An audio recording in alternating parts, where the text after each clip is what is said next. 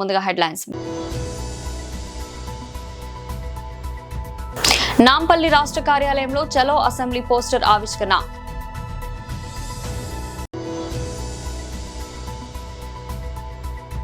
మాజీ ఎమ్మెల్యే వైఎస్ఆర్సీపీ అధికార ప్రతినిధి ఆచమల్లు శివప్రసాద్ రెడ్డి ప్రెస్ మీట్.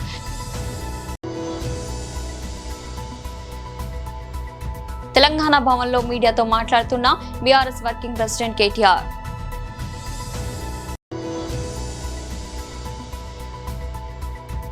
ఇరాన్లోని నంతాజ్ అణు కేంద్రంపై మరోసారి దాడి. నాంపల్లి రాష్ట్ర కార్యాలయంలో చలో అసెంబ్లీ పోస్టర్ ఆవిష్కరణ. పత్రికా మిత్రులందరికీ నమస్కారం. నిన్న ఏదైతే స్టేట్ గవర్నమెంట్ గవర్నర్ గారితో ప్రసంగం, అది ఒక మంచి బుక్లెట్ లాగా మన ఇంగ్లీష్ లాంగ్వేజ్ తెలుగు ఒక పుస్తకం లాగా ఉంది. అందులో ఇప్పుడు ఏదైతే మన సెంట్రల్ గవర్నమెంట్ ఏ విధంగా బడ్జెట్ ఇస్తుంది, దాన్ని ఏ విధంగా ఇంప్లిమెంట్ చేస్తుంది, వెరీ డీటెయిల్గా ఉంటుంది. స్టేట్ గవర్నమెంట్ ఇచ్చిన ప్రసంగంలో పెట్టిన పథకాలు, ఆ పథకాలు ఏది కూడా సరిగా ఇంప్లిమెంటేషన్ కావట్లేదు. ఒకటి బడ్జెట్ అలొకేషన్ ఉంది, అలొకేషన్ ప్రకారం స్పెండింగ్ లేదు, స్పెండింగ్ చేసినది ఎండ్ యూస్కు ముట్టట్లేదు. తర్వాత బడ్జెట్కు స్పెండింగ్కు చాలా వ్యత్యాసం ఉంది.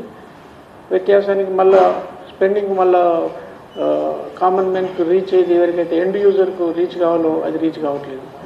అదేవిధంగా నిన్న బడ్జెట్ కూడా ప్రసంగం 2 గంటలు ప్రసంగం అయింది. బడ్జెట్ ప్రవేశపెట్టారు. ఆ ప్రవేశపెట్టి అలొకేషన్స్లలో చాలా వ్యత్యాసం ఉంది. స్పెషల్గా విద్యారంగానికి మేము బీజేపీ పార్టీ తరఫున ఎప్పుడు కూడా 15% బడ్జెట్లో అలొకేషన్ ఉండాలని కోరుతున్నాము. చాలా రోజుల నుంచి ప్రెస్ మీటింగ్లో కానీ తర్వాత రిప్రజెంటేషన్స్ కూడా ఇచ్చాము.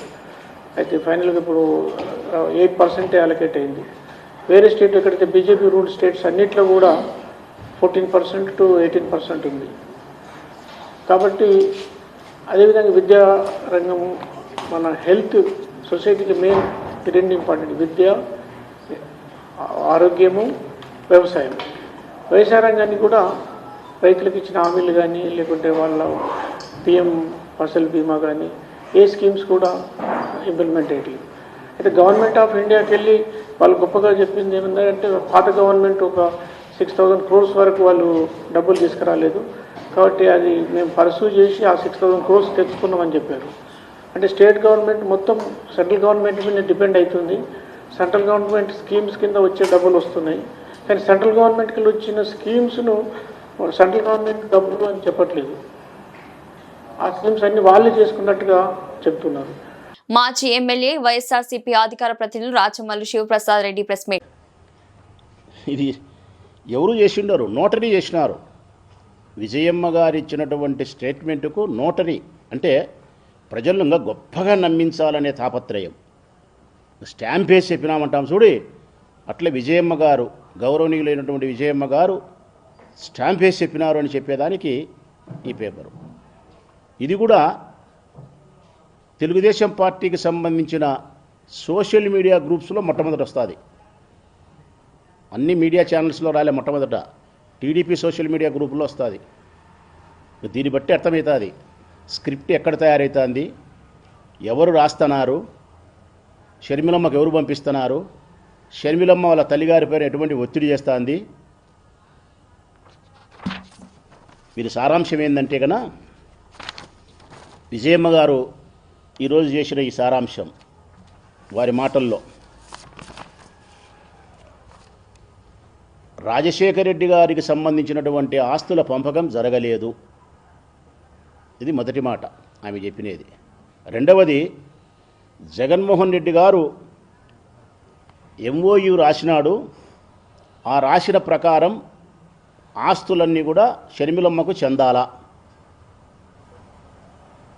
236 కోట్ల రూపాయలు జగన్మోహన్ రెడ్డి గారి చెల్లెలికి మమకారంతో ప్రేమతో ఉచితంగా ఇచ్చినాడని చెప్పి నేను మాట్లాడితే అది ఉచితం కాదు, డివిడెండ్ మాత్రమే అని చెప్పింది. అంటే ఆమెకు రావాల్సిన దాంట్లోకి జమ మాత్రమే అని చెప్పి ఒక మాట మాట్లాడింది.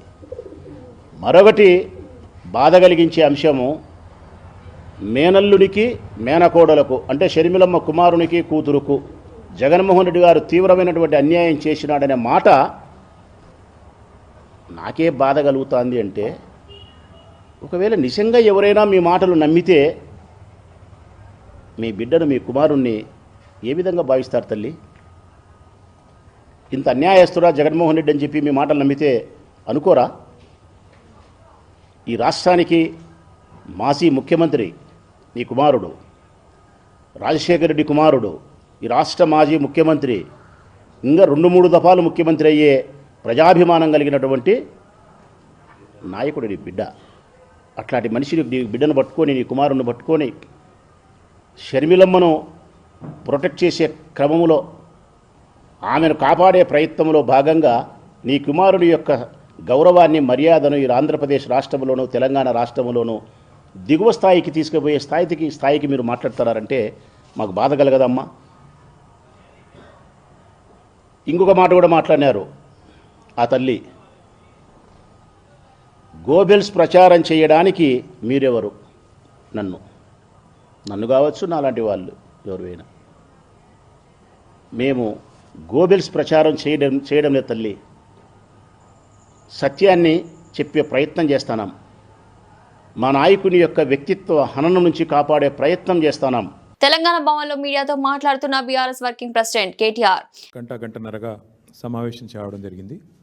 పెద్దలు మాజీ పార్లమెంట్ సభ్యులు, న్యాయవాది వినోద్ కుమార్ గారు, గౌరవ ఎమ్మెల్సీ డాక్టర్ శ్రవణ్ గారు, వారు కూడా న్యాయవాది, అట్లాగే మరి మా సోమా భరత్ గారు, మోహన్ రావు గారు, మాజీ advocate general Shri B S Prasad గారు, వీరందరితో కూడా ఇప్పటిదాకా సమావేశం కావడం జరిగింది ఏమంటే, మరి కోటి కోసం కూటి తిప్పలు అంటారు కదా, అట్లాగే కాంగ్రెస్ వాళ్ళవి మాత్రం ఓటు కోసం కోటి మోసాలు అన్నట్టుగా వ్యవహారం నడుస్తూ ఉంది. ప్రజల నుంచి ఒక ఓటు రాబట్టడానికి 6 గ్యారంటీలు, 13 డిక్లరేషన్లు, 420 హామీలు అడ్డగోలుగా ఇచ్చిన కాంగ్రెస్ పార్టీ వల వేసి ఓట్లు పట్టి, ఓట్లు కొల్లగొట్టి, మరి గ్యారంటీల గారడీ చేసి టోకున మొత్తం 4 కోట్ల మందికి టోపీ పెట్టారు. అందుకే మేమేమనుకున్నామంటే, మరి మీకు కొన్ని వాస్తవాలు చూపెట్టాలి, ఆ తర్వాత లీగల్ సెల్ మీటింగ్ ఎందుకు పెట్టుకున్నాము ఇవన్నీ కూడా చెప్పాలని చెప్పి అనుకున్నాం. ఒక్కసారి మీకు ముందు 2 వీడియోలు నేను ప్లే చేస్తాను. ఒక వీడియోనేమో మన గౌరవ ముఖ్యమంత్రి రేవంత్ రెడ్డి గారు పదవీ బాధ్యతలు లాల్ బహదూర్ స్టేడియంలో డిసెంబర్ 7, 2023 నాడు చేపట్టారు. చేపట్టిన రోజు వారు పెట్టిన తొలి సంతకం సంబంధించిన ఫైల్ ఇది. ఫుల్ స్క్రీన్ చేయి. ధన్యవాదాలు.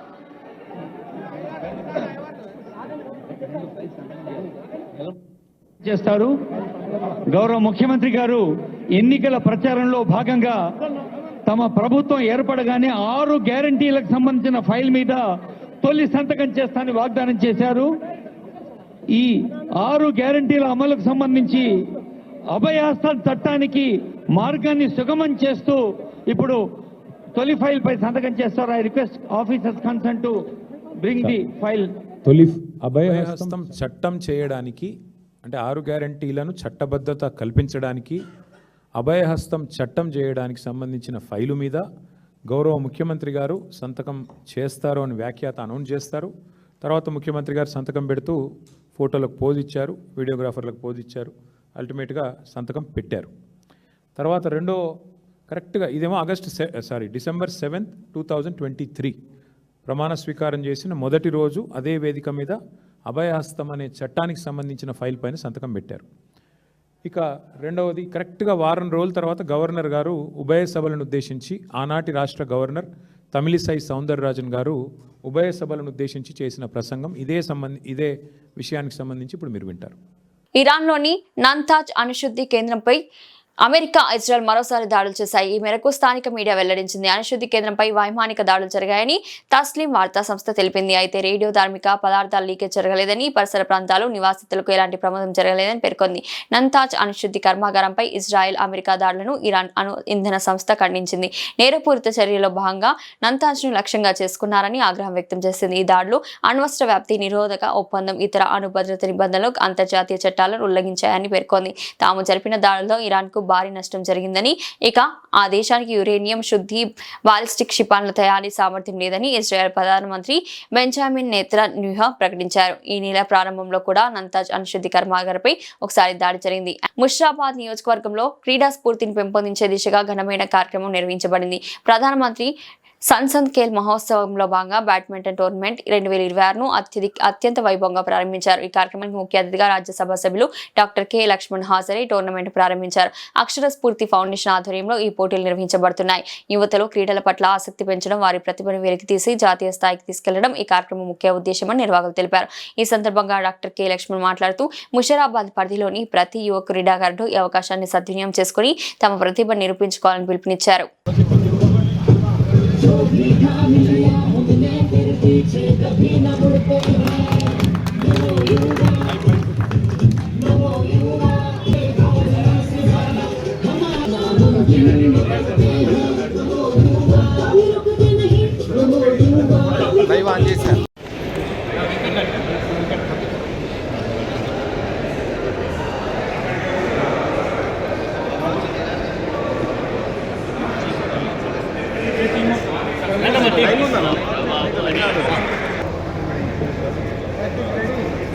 लक्ष्मण गारी नायकत्व लक्ष्मण जी संघर्ष करो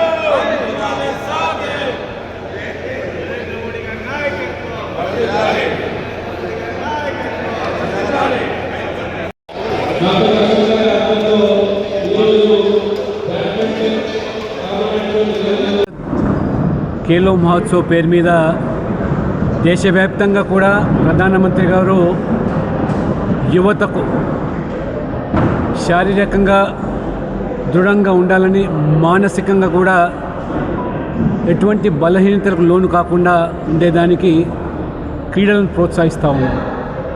ఇటీవల ప్రభుత్వం కూడా ఒక క్రీడా పాలసీ ఒకటి కొత్తగా తీసుకొచ్చి దేశవ్యాప్తంగా ఉన్నటువంటి క్రీడాకారులను ప్రోత్సహించడానికి బడ్జెట్లో ప్రత్యేక కేటాయింపులే కాకుండా ఒక స్పోర్ట్స్ యూనివర్సిటీ కూడా మణిపూర్లో నిర్మాణం చేసి గ్రామీణ ప్రాంతాల నుంచి వచ్చేటువంటి క్రీడాకారులందరూ కూడా పార్లమెంట్ సభ్యులు విధిగా ఈ యొక్క మరి క్రీడల పోటీలు నిర్వహించి వాళ్ళలో ఉన్న దాగి ఉన్నటువంటి నైపుణ్యతను వెలికి తీసుకొచ్చి దేశానికి, ప్రపంచానికి పరిచయం చేయాలి.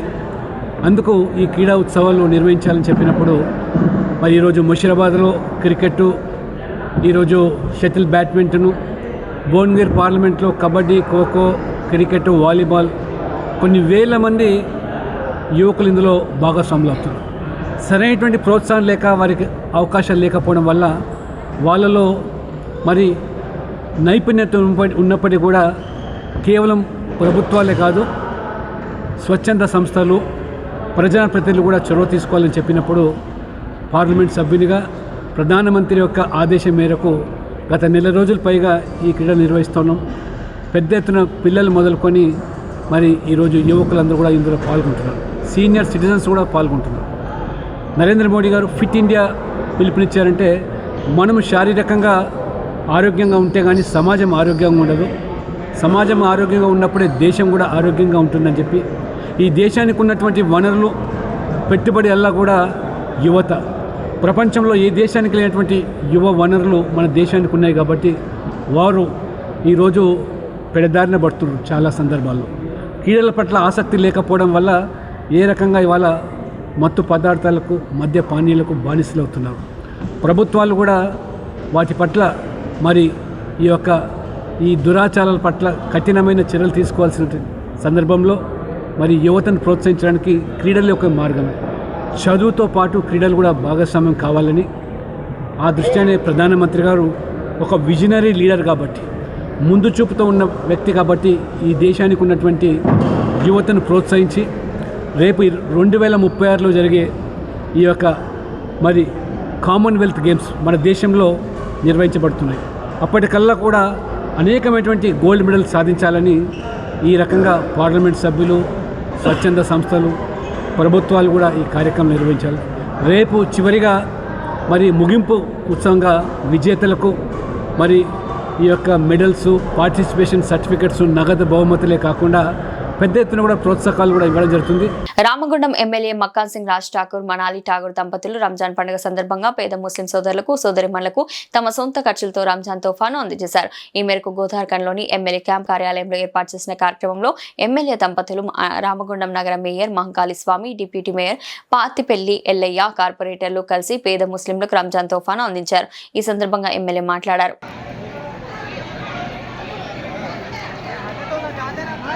हमारे मेयर साहब बता रहे थे ये राज ठाकुर साहब का पर्सनल फैमिली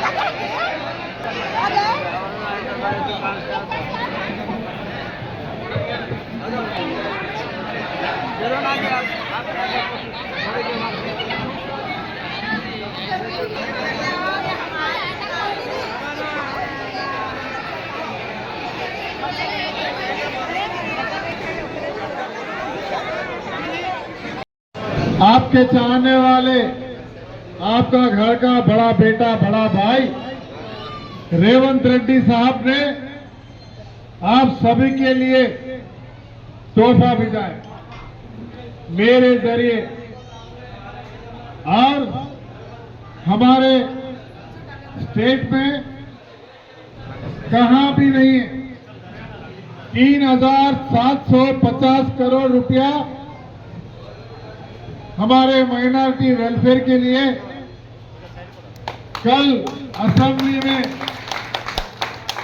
रेवंत रेड्डी साहब, भट्टी विक्रमार्का साहब, पूरा कैबिनेट श्रीधर बाबू साहब के साथ आपका वेलफेयर के लिए, माइनॉरिटियों के ताकत बढ़ाने के लिए, माइनॉरिटी गरीबों को साथ देने के लिए, माइनॉरिटी नौजवानों को पढ़ाने के लिए, माइनॉरिटी महिला लोगों को 4,700 मशीना देकर, उनको ट्रेनिंग देकर, सिखाकर, उनके खुद के काम बिजनेस कर अपना परिवार को संभालने के लिए लगभग 5,000 मशीन भी दिए कपड़े सीने वाले।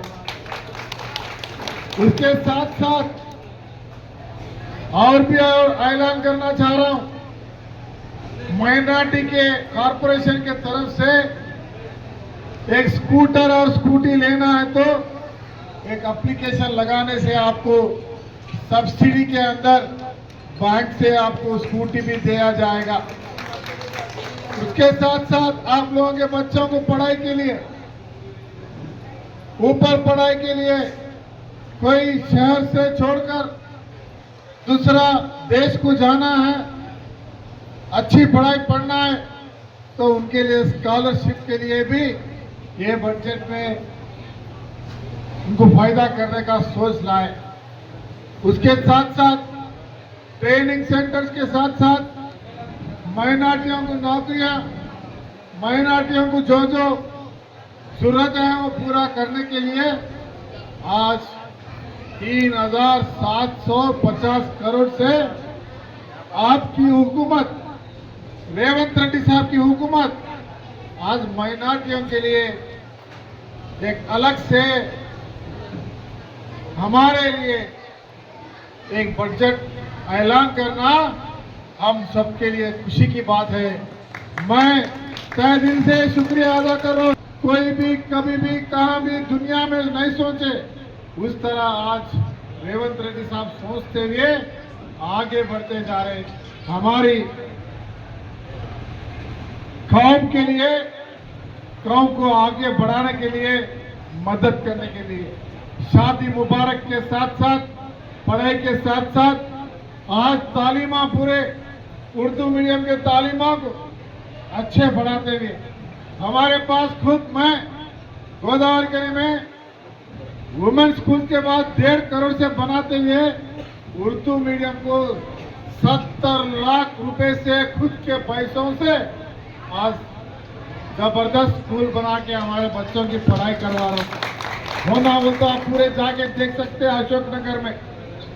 आज गोदावरी के ईदगाह कभी आप जाके देखिए, अतराफ दीवार बना दिया, सीमेंट का प्लेटफॉर्म बना दिया, बगीचा बना दिया, गार्डन जैसा भी बना रहा हूं।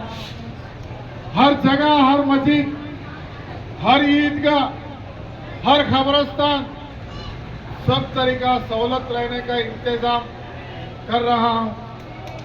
और 5 करोड़ रुपए शादी खाना यहाँ पर रामगुंडम में एक शादी खाना बनाते हुए हर जगह मस्जिदों को छोटा मोटा कुछ काम है तो करने के लिए आज 5 करोड़ रुपए यहाँ के माइनॉरिटियों के लिए अलर्ट किया सेपरेट। ఉత్తరాంధ్ర తీర ప్రాంతం బంగాళాఖాతంపై ఏర్పడిన ఉపరితల ఆవర్తన ప్రభావంతో రాష్ట్రంలోని పలు జిల్లాల్లో శనివారం ఆదివారం పిడుగులతో కూడిన తేలికపాటి నుంచి మోస్తరు వర్షాలు కురిసే అవకాశం ఉందని అధికారులు తెలిపారు. ఈ నేపథ్యంలో రైతులు ప్రజలు అప్రమత్తంగా ఉండాలని హెచ్చరికలు జారీ అయ్యాయి.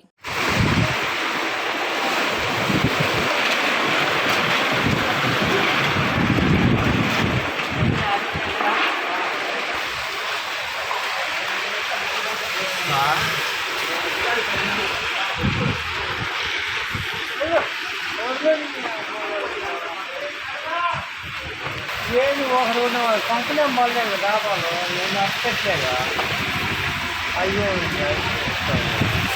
చెప్పలేని తీసి వాట్సాప్ పెడతావా. బులెటిన్ ముగించే ముందు హెడ్లైన్స్ మరోసారి. నాంపల్లి రాష్ట్ర కార్యాలయంలో చలో అసెంబ్లీ పోస్టర్ ఆవిష్కరణ.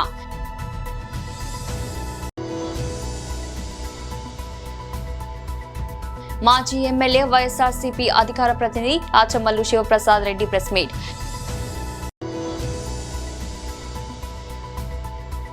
తెలంగాణ భవన్లో మీడియాతో మాట్లాడుతున్న బీఆర్ఎస్ వర్కింగ్ ప్రెసిడెంట్ కేటీఆర్.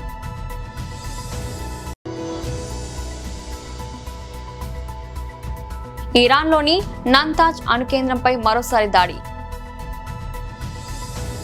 ఇది ఈరోజు బులెటిన్. మరో బులెటిన్లో మళ్ళీ కలుద్దాం. అంతవరకు సెలవు.